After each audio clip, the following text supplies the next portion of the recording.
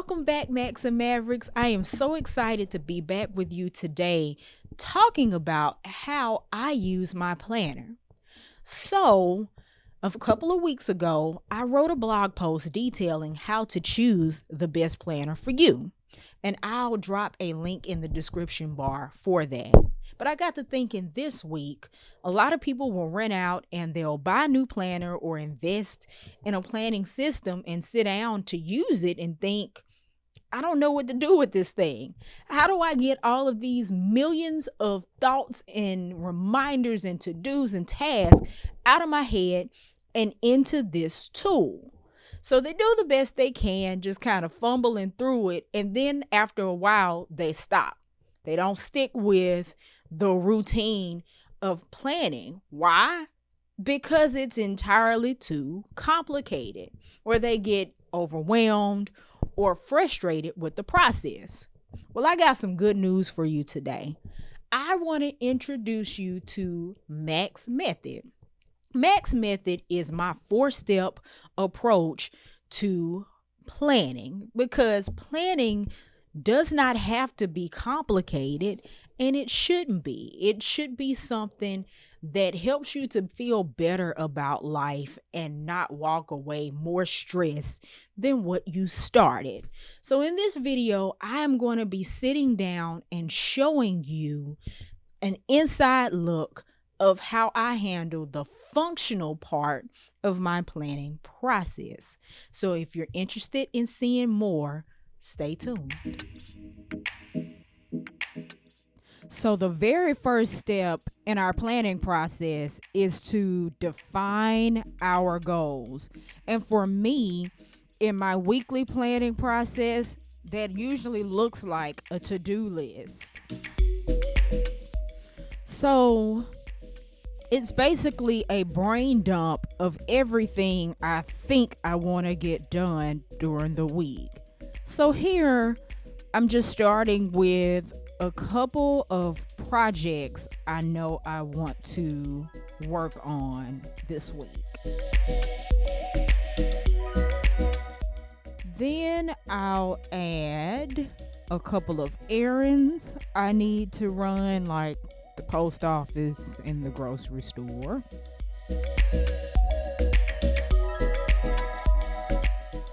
And then I'll add a couple of events that I know about for the week.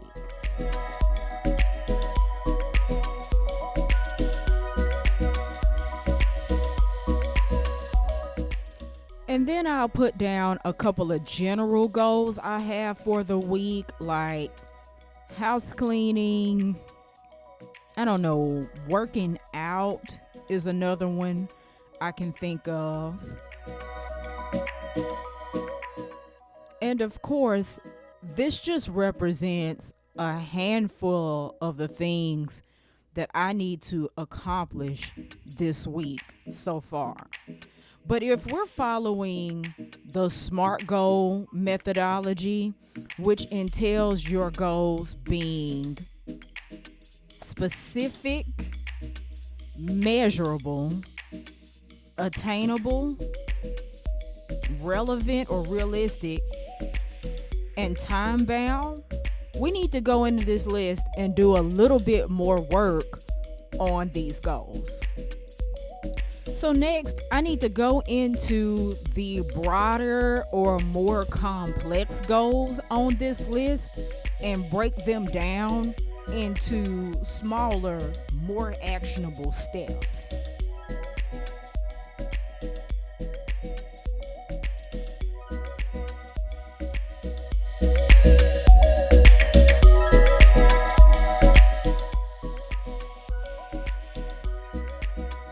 So for example, I have house cleaning on this list, but what do I actually want to clean?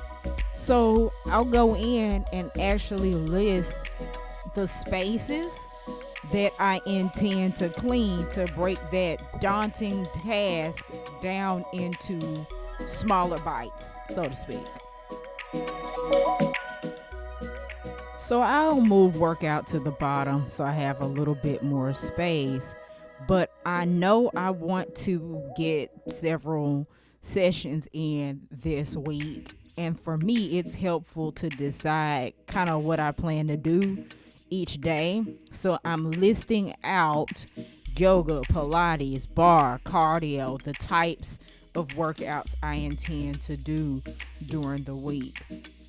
And this week, where hair would normally be a somewhat simple wash and style, I want to install some hair, which means that's 3 stages of one particular task. And I'm going to list those out separately. I'll show you why in just a moment. So another good example of this is something you probably are already doing, your meal plan. So in this case, I know I'm probably going to cook 3 times this week. I don't know what I'm going to cook just yet, but I am breaking that down into meals to which I can add the specifics later, but I have those tasks recorded. So I'll just put Monday, Wednesday, and Friday there. So that's a good segue into the B section of defining our goals. We need to assign them to a timeline. So I need to go in, look at these specific tasks, and decide what day or when I'm going to do what. And I am actually going to do this in a different color just to make it more obvious. So I know I want to make grocery on Tuesday. The post office is nearby, so I'll do that Tuesday as well. Bible study is on Tuesday, and prayer is on Sunday. My mom and I's talk show sidebar sessions, get into it, is on Thursday. So now I'll go into these broader goals and do the timeline for that. So I know if I want to install my hair on Sunday, I gotta wash it on Friday, blow dry and trim it on Saturday. Then I'll look at my workout plan. We'll do yoga Monday and Wednesday, Pilates on Tuesday, bar on Thursday, and cardio on Friday with rest on Saturday and Sunday. Then in terms of house cleaning, we'll do the living room on Monday, bath A and B on Tuesday and Wednesday, laundry on Saturday. So we've gone in here, and I'll do cool your yoga on Monday. We've gone in, we have made our goals specific. We've made sure that they were measurable, and now they're time bound. So now we're ready for step 2 of the process. But before I go on, I want to show you an alternative way of doing this. So this is your goals and your timeline in list format, but you can also do this visually in chart format. So I am basically just drawing a weekly format of columns that I'll go in and label Monday through Sunday. And of course, there are templates available for this. There are desk pads and all sorts of things, but I'm cheap, so we're going to use what we have. Once I get that drawn, I'll add all of the tasks from my list to the days to which they are assigned. Using this method is actually possible to knock out part A and B of defining your goals in one while. It's entirely up to you, but this is just a second way of accomplishing that. And I will show you why in just a second.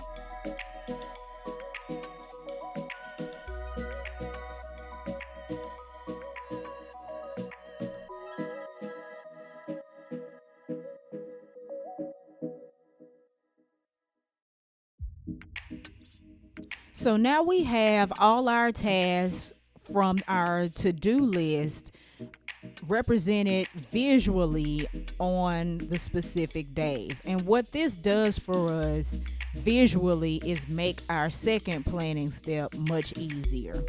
So, step 2 of our process, after we've defined our goals, we need to refine our goals. We need to make an honest assessment of whether these goals are attainable. Are they reasonable? Is this a realistic expectation of what we can accomplish? Then we need to refine and either move some things around, scratch some stuff off, or even figure out where we need to ask for help. What often happens is we write these lengthy to-do lists and we get overwhelmed and discouraged that we can't get enough of it done, we can't get it done well, or we get it done at the expense of our quality of living. There are only so many hours in a day, so you can either choose to spread yourself thin like icing on a cake, or spread your time thick on a couple of things like butter on pancakes. I prefer the butter, but that's entirely up to you. But seriously, we got to take a look at this list and be honest about what we can and can't do. I call this burnout insurance. So I'm looking at my week, and this is just what I know about right now. It's not accounting for anything that randomly pops up. It also doesn't account for work. I have an entirely separate planner for all of that kind of thing. And it behooves me to leave some headroom for that. So let's look at Tuesday. I physically gotta go pick up the grocery. I physically have to go to the post office. I physically have to sit for Bible study. And I already have down here that I'm cleaning a bathroom. Right now, this list is doable, but I probably don't need to add nothing else on Tuesday. And I'm actually going to cap that off in red.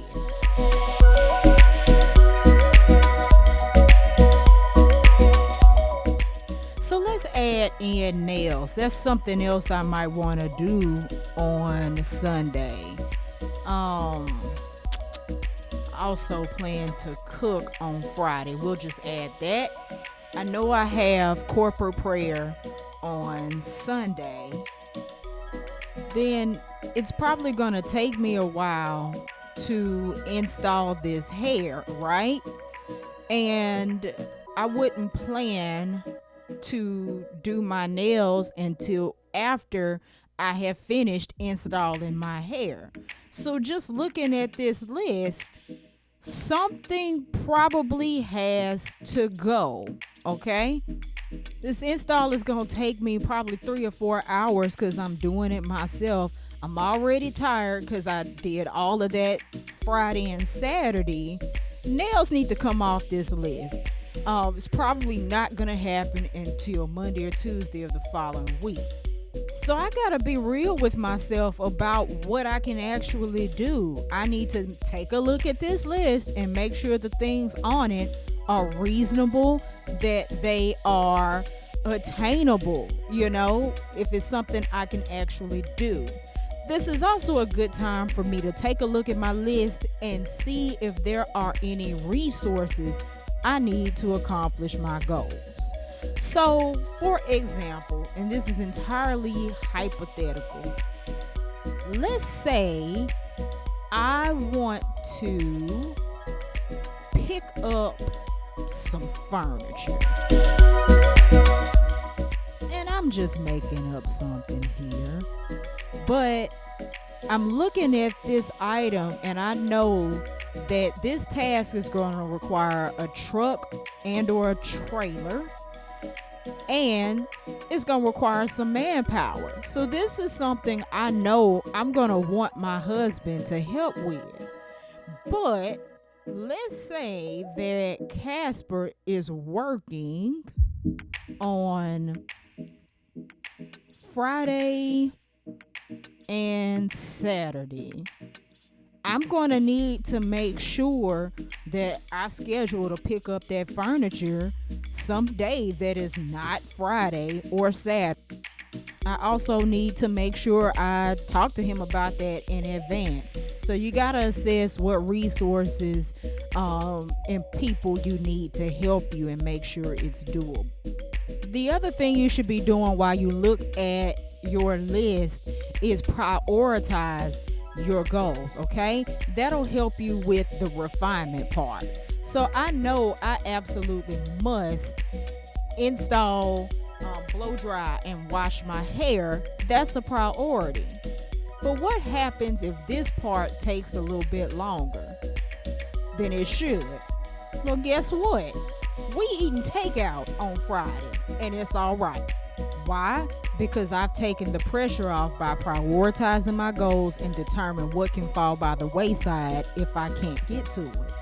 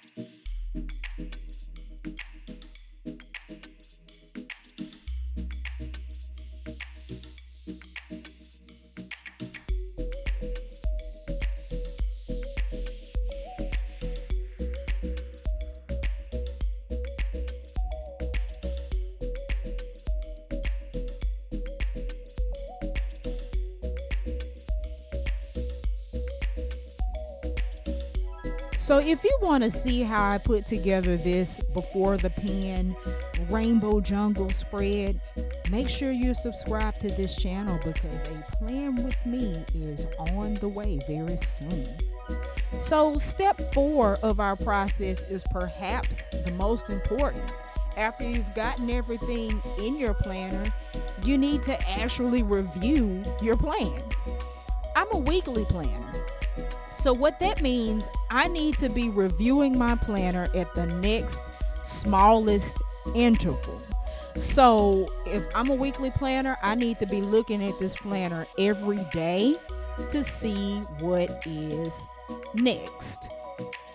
I also recommend checking your planner at least once a week to make sure things are still as you expected.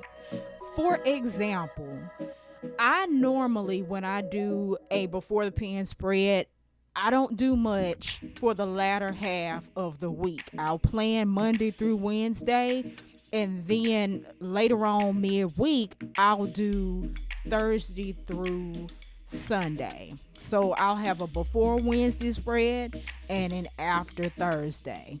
So that's just a tip, whatever works for you. But I do recommend you checking in at the halfway point to make sure there are no major changes or things you need to adjust. So if you're a monthly planner, you need to be looking at your planner at least once per week. If you are a daily planner, you're probably going to be looking at your planner across the day or hourly to see what you're going to be focusing on. So step 4 is reviewing your plans. And that, my friends, is the 4-step planning process. So to recap, the 4 steps in my planning approach are to define your goals, refine your goals, record them into your favorite planning tool, and don't forget to review them. So again, planning does not have to be this complicated, stressful, dreadful process. It can be simplified if you approach it in a simplified manner. So I really hope that seeing the inside look at my process has been helpful to you. If you want more information, I wrote a blog post using your planner the only 4 planning steps you'll ever need. And I'll link that down in the description bar below as well. Feel free to comment, ask me any questions, give me your suggestions, like this video, and subscribe. Also, again, if you are interested in seeing how to put together the rainbow spread that you saw in the video, stay tuned. Make sure you're subscribed and you have that notification bell clicked, because that video is coming later on this week. So just want to remind you to do what you love what you do, and keep at it. And I love all of you. So can't wait to be back here with you again, and I will see you later. Bye-bye.